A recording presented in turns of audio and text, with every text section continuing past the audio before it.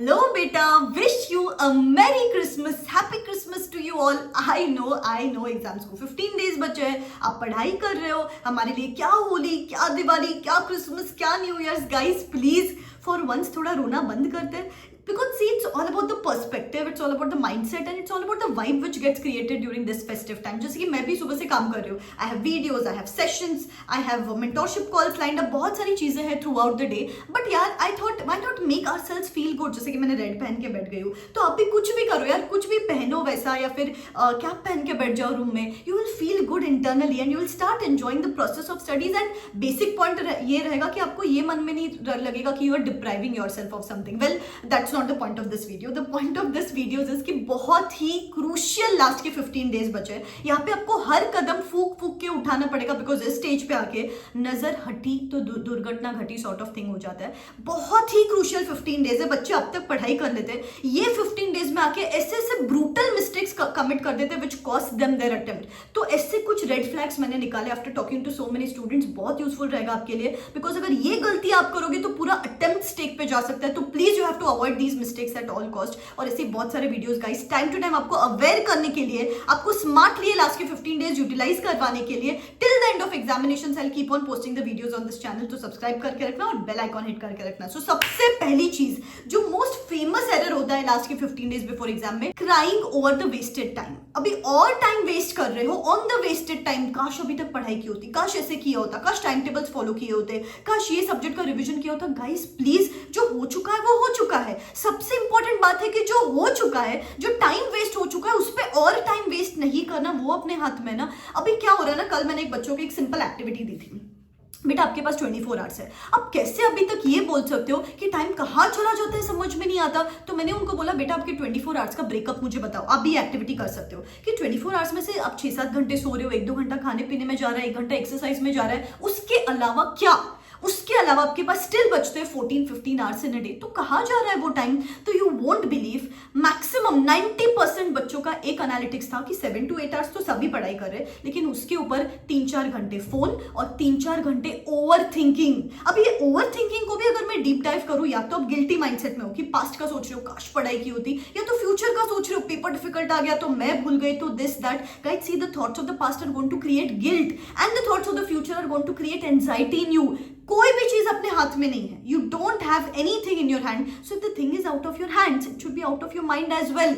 Unnecessary 3-4 घंटे over thinking में, 3-4 घंटे फोन। बेटा is this the time to use phone? तो प्लीज चुपचाप फोन बंद कर दो।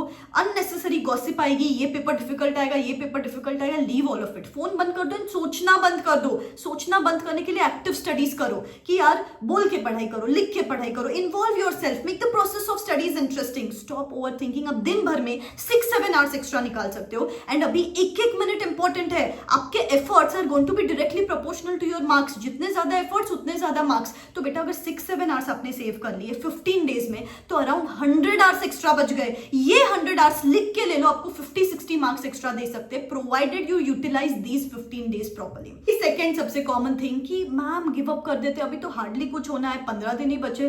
गाइस प्लीज एक एनालॉजी में आपको एक्सप्लेन करती हूँ। 15 दिन बचे, चलो जो हो गया हो गया। आपका कुछ भी रीजन हो सकता है, मैम बीकॉम था, मैम ऑफिस था, मैम घर के कुछ कमिटमेंट्स थे, whatever it is, leave everything. 15 days बचे, इसमें आप कुछ रॉकेट साइंस तो नहीं करने वाले हो, कुछ ज्यादा तो नहीं उखाड़ने वाले हो कि मैम मई में देंगे, रैंक लेके आएंगे, वो सब छोड़ो। लेकिन ये 15 डेज में एक ही बात मैं बोलती हूँ कि you can aim for exemption in 1 paper. क्यों मैं बोल रही हूँ? इसके मल्टीपल बेनिफिट्स है, आपको इसके एडवांटेजेस भी नहीं समझ में आ रहे अभी तक। Listen to me. जैसे कि अभी ओल्ड कोर्स था, ओल्ड कोर्स में आप एक ग्रुप में 4 पेपर्स देते थे, ठीक है। अभी आपके पास 6 पेपर्स है, लेट्स से उसमें आप एक पेपर में एग्जेम्पशन लेके आ सकते हो by studying in these 15 days. तो आपके पास बचते हैं 5 पेपर्स। तो एज गुड एज अगले अटेम्प्ट के लिए आपके पास एक ही ग्रुप की प्रिपरेशन करनी है।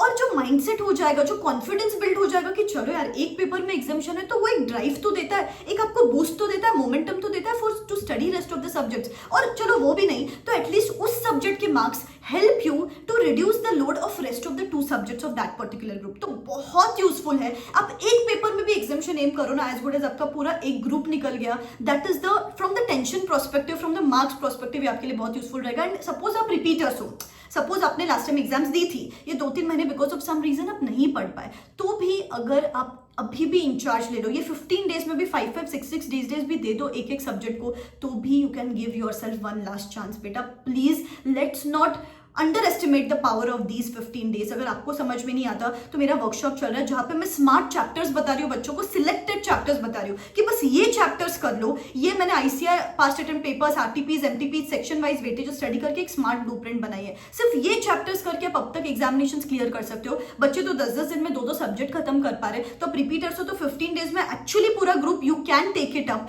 एंड सपोज आप नहीं, आपने कुछ ही नहीं पढ़ा हुआ अभी तक, तो आप अभी तक एग्जामिशन एम कर सकते हो। कल ही मेरा एक सेशन होने वाला है जहां पे मैं लास्ट 10 डेज का स्मार्ट प्लानिंग बताऊंगी। एग्जामिशन किसको एम करना चाहिए, कौन से पेपर में एग्जामिशन एम करना चाहिए, अगर एग्जामिशन एम कर रहे हो तो आपका सब्जेक्ट वाइज और चैप्टर वाइज अप्रोच क्या होना चाहिए, पूरा डिटेल में हम वहां पे बात करेंगे बेटा। यहाँ पे मैं आपको टेस्ट सीरीज भी दे रही हूँ। Yes, free full syllabus test series, हर सब्जेक्ट के 2 full syllabus papers along with evaluation, along with suggested answer, so that evaluate करके आपको समझे कि मेरी गलतियां कहाँ हो रही है, सो दैट वो 60+ मार्क्स अपने को मिल सकते हैं ना। गाइस, मैंने ना यहाँ पे अमेजिंग सेशंस लिए हैं, जैसे कि एग्जामिनर कमेंट्स के हिसाब से कौन सी गलतियां अवॉइड करनी चाहिए, आईसीआई वेबिनार्स के हिसाब से कौन सी ऐसी क्रूशियल प्रेजेंटेशन एफर्टलेस चीजें आप अपना के अब तक हर सब्जेक्ट में 10 to 15 मार्क्स बढ़ा सकते हो। अप्रोच फॉर द सब्जेक्ट्स, अभी 1.5 डे बिफोर एग्जाम्स का क्रूशियल आवरली गाइडेंस दिया मैंने एक सेशन में। आप ये सब सेशंस रिकॉर्डेड फॉर्मेट में देख सकते हो, और कल का सेशन लाइव आके मुझे देख सकते हो जहां पे मैं आपको स्मार्ट प्लानिंग और स्मार्ट गाइडेंस दूंगी। और 2 से 3 सेशंस लाइंड अप है, जैसे कि dos and don'ts before examination, stress management before examination, how to manage those 3 hours of examination. Every single day आपको मेरे साइड से एक बूस्टर ऑडियो क्लिप मिलेगी, जिससे you stay charged up and pumped up in this last crucial month before examination.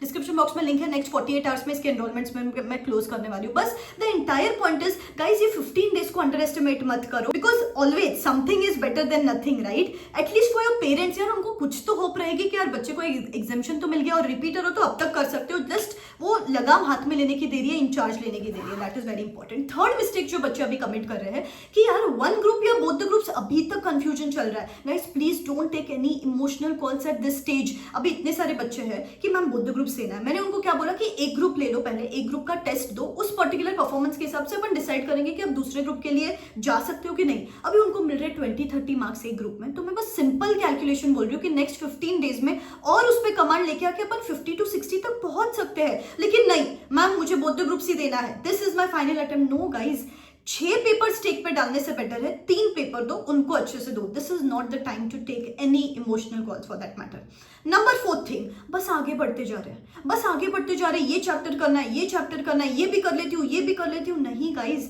Revise करो। जैसे मैं constantly आपको बोल रही हूँ, सिलेक्टेड चैप्टर्स करो, 70 to 80% चैप्टर्स करो, लेकिन उसको बार बार रिवाइज करते रहो, because the syllabus is huge. फिर आपको लगता है कि मैम मुझे तो कुछ याद नहीं रह रहा है। आई एम श्योर अगर आपको ये प्रॉब्लम फेस हो रही है तो आप रिलेट करोगे इस बात से कि मैम सब पढ़ तो लिया लेकिन कुछ याद नहीं। उससे तो बेटर है सब मत पढ़ो, सिलेक्टेड एरियाज करो और उसको बार बार रेगुलर 3 से 4 घंटे अभी रिविजन को देने चाहिए। That is very important. Number 5 thing जो आपको इस स्टेज पे करनी है कि start referring to the suggested answers of the previous 2-3 attempts. Suggested answer जब आप देखते हो तो आपको समझ में आता है कि how to present the things, what is ICI expecting when you are presenting those things. क्योंकि पढ़ाई तो कर लेते हो बट वो पेपर पे कैसे लिखना है, कौन सा फॉर्मेट एक्सपेक्टेड है, केस बेस्ड स्टडीज किस हिसाब से लिखनी है, या फिर शेड्यूल 3 के क्या क्या फिर लाइन आइटम्स एक्सपेक्टेड है, पूरा आप देख लो, उस हिसाब से आपको एक्स्ट्रा मार्क्स मिलते हैं। तो प्लीज सजेस्टेड आंसर्स भी आपको स्टेज पे आके देखना है। नेक्स्टली सबसे कॉमन एरर, अभी तक सिर्फ लेक्चर्स ही देखते जा रहे हैं। Guys I am telling you, अगर आप सिर्फ लेक्चर्स देखोगे और वो पेन पेपर हाथ में ही नहीं उठाया, रिकॉल करने की कोशिश ही नहीं की, तो फिर एग्जाम में आपको पेपर लिखना है, आपको लेक्चर देख के कुछ यहाँ पे वाइवा नहीं देनी है जाके। So it's very important self studies. Last के 15 डेज सिर्फ सेल्फ स्टडीज को डेलीगेट करने। No more watching the lectures, no more just scrolling through the lectures. Conceptual understanding नहीं है तो ठीक है, लेकिन maximum times at least 70% time should be dedicated for written practice या फिर खुद के कॉन्सेप्चुअल अंडरस्टैंडिंग को यहाँ पे टाइम दो।